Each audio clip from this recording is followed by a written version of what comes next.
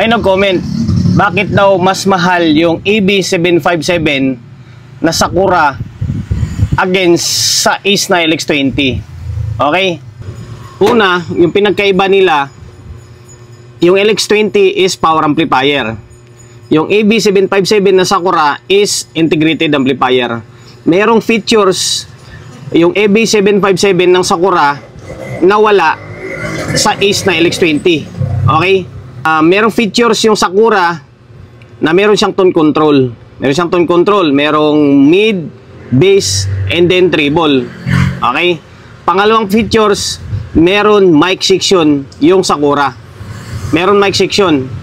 Meron siyang effects, may mga delay.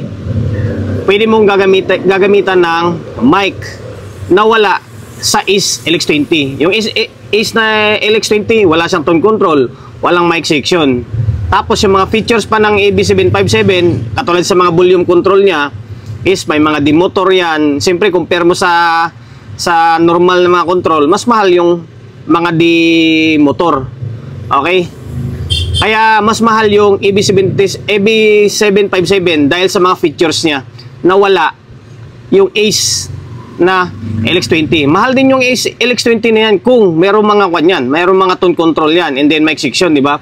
Yung features na tulad sa Sakura na EB757. Okay?